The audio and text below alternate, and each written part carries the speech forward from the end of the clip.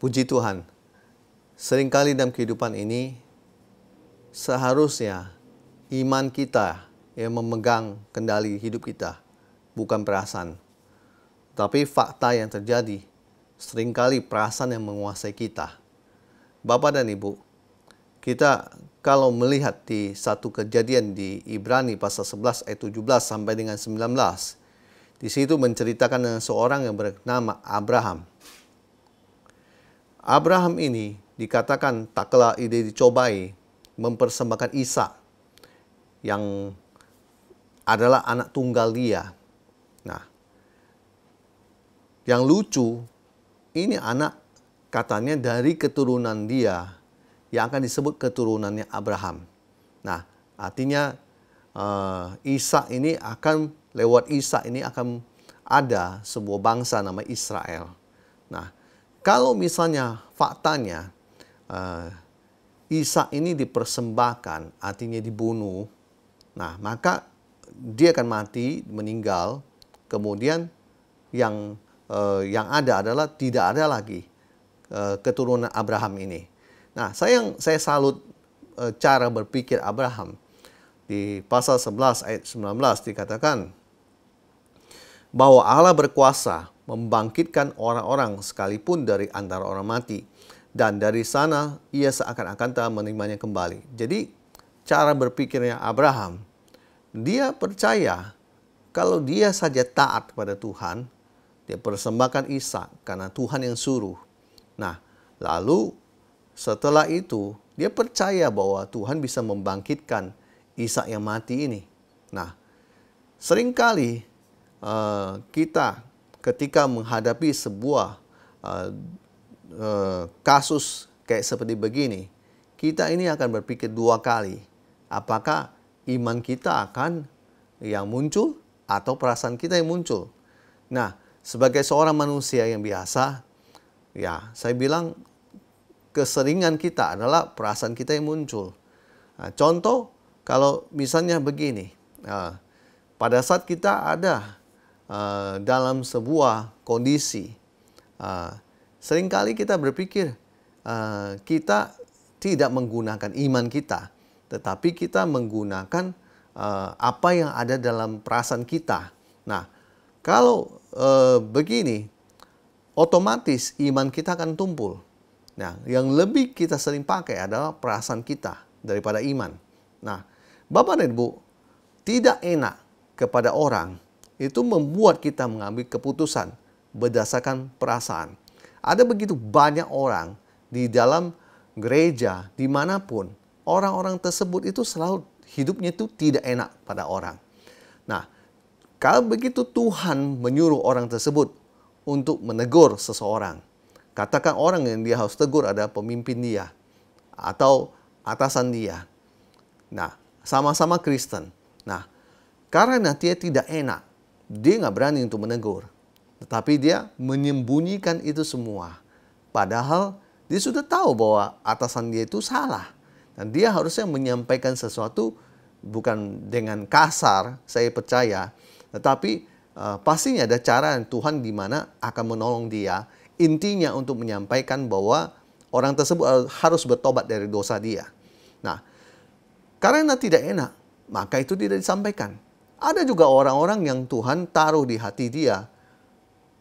Dia tahu bahwa dia harus memberitakan firman, memberitakan Injil pada orang tersebut. Karena orang tersebut adalah orang tua dia, saudara dia, orang dekat dia. Maka dia merasa, saya tidak enak untuk melakukan ini. Padahal itu Tuhan lewat Roh Kudus sudah menyuruh orang itu untuk melakukan itu. Nah, saya mau bilang begini, hal-hal begitu membuat kita tidak akan berkenan di hadapan Tuhan. Karena seringkali kita itu tidak enak sama orang. Nah, yang berikutnya begini, rasa belas kasihan pada orang. Itu membuat kita mengutamakan perasaan kita, bukan firman Tuhan. Nah, kalau suatu hari kita bertemu dengan seseorang, kita tahu orang tersebut hidup dalam dosa, dan Tuhan sudah memberi tahu kepada kita. Tetapi seringkali, contohnya orang tersebut pemakai narkoba. Nah, kita masih kasih dia uang terus. Nah, uang yang kita kasih pada dia, pastinya dia akan pakai untuk membeli narkoba. Nah, kalau Anda dalam kondisi begini, yang harusnya Anda adalah menuruti firman Tuhan, bukan bergerak berdasarkan belas kasihanmu pada orang tersebut. Nah, di sini kita harus pinter. Nah, dalam hal ini saya bukan berkata bahwa kita dilarang untuk berbelas kasihan pada orang, karena Yesus sendiri memberikan contoh pada kita bahwa dia adalah sosok Tuhan yang penuh belas kasihan pada orang. Tetapi yang saya masukkan di sini ada kasus yang lain. Nah, di mana di situ kamu harus berdiri di atas kebenaran firman, bukan berdasarkan belas kasihan atau perasaan Anda. Nah, Tuhan mengajar kita untuk kita mengutamakan firman, mengutamakan iman kita, bukan perasaan kita. Kalau selama ini yang ada menguasai hati Anda, ada perasaan Anda, itu akan mengalahkan iman Anda. Nah, kita tahu bahwa di Galatia pasal 5 ayat 17 dikatakan, sebab keinginan daging berlawanan dengan keinginan roh, dan keinginan roh berlawanan dengan keinginan daging. Karena keduanya bertentangan, sehingga kamu setiap kali tidak melakukan apa yang kamu kehendaki.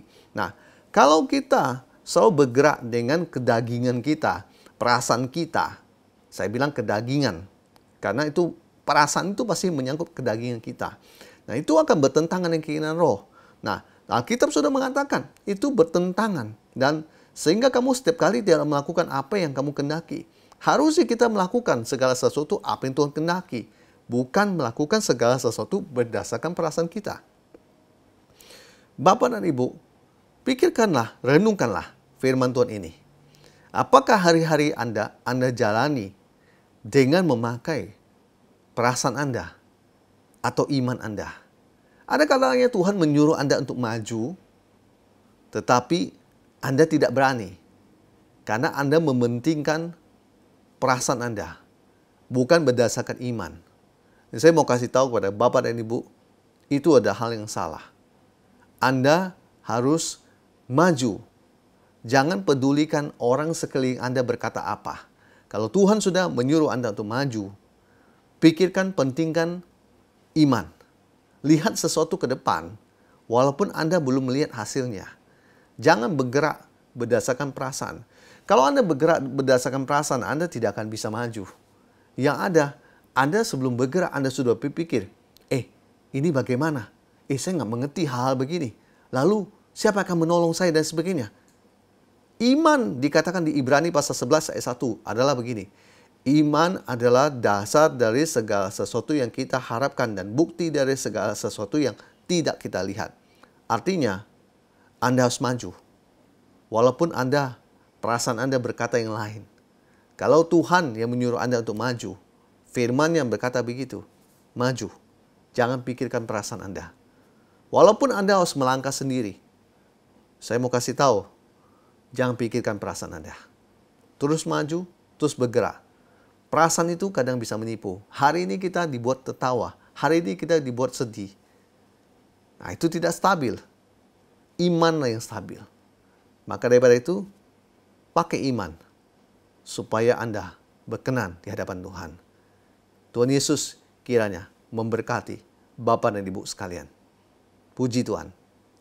Amin.